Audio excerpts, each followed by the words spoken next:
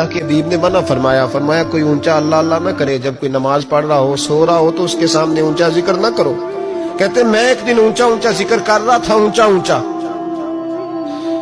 اونچا میں ذکر کر رہا تھا، کیونکہ عشق لگا سی کھیڈاں کھیڈ دی نوں، تے مینوں کھیڈاں بھل گئیاں، میں کجل پایا سی یار دے ویکھنے نوں، پھر او دی یاد وچ روندیاں ہی ڈل گئیاں، حیدر شاہ اس گلی کدے نہ رول دی، پر ہن تے رول گئیاں۔ کہتے میں اونچا ذکر کر رہا تھا تو حضرت عمر فاروق رضی اللہ تعالیٰ عنہ نے ڈانٹ دیا، فرمایا تجھے نہیں پتا حضور نے منع کیا؟ تو عمر نے ڈانٹا تو میں چھپ کے بیٹھ گیا کونے میں۔ حضور آئے نا نماز پڑھانے تو محبوب نے پتہ کیا وہ عبداللہ کدھر ہے؟ کہتے میں کونے میں تھا، حضور نے فرمایا کیا ہوا؟ تو میں رو پڑا، میری عزت بڑی تھی نا مدینے میں، کبھی کسی نے کچھ نہیں کہا تھا۔ نبی کریم نے فرمایا کیا ہوا؟ عرض کی حضور کچھ نہیں۔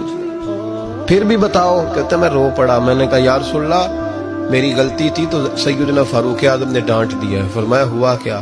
یا رسول اللہ میں اونچا ذکر کر رہا تھا، اور بات بھی ٹھیک ہے، کچھ لوگ قریب نماز پڑھ رہے تھے، حضرت عمر نے منع کیا، نبی کریم علیہ السلام نے فرمایا بلاؤ نہ ذرا عمر کو، خود قانون حضور نے بنایا ہے کہ اونچا ذکر نہ کرے جب کوئی نماز پڑھ رہا، بلاؤ نا عمر کو۔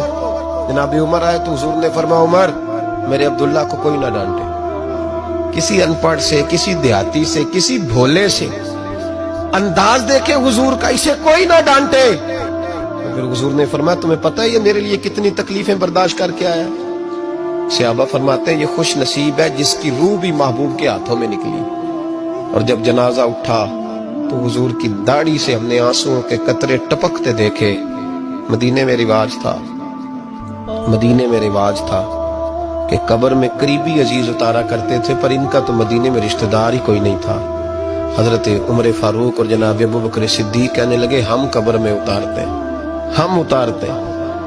جب ان دونوں نے اٹھایا قبر میں گئے تو کہتے ہیں کمال دیکھو اللہ کے رسول ہم دونوں سے پہلے قبر میں اتر گئے، اور حضور نے یل بدایا ون نہایا میں موجود ہے، کب مجھے دو میں قبر میں اتارتا ہوں۔ کہتے ہیں حضور نے تنے تنہا پکڑا، تنے تنہا قبر میں اتارا، پسے مردن فرشتوں نے جو تلاشی لی تو کیا نکلا؟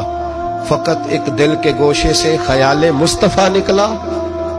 نبی کریم علیہ السلام نے قبر میں رکھا اور ساتھ فرمایا اے اللہ میں آج شام تک اس سے راضی تھا، تو بھی اپنے کرم سے اس سے راضی ہو۔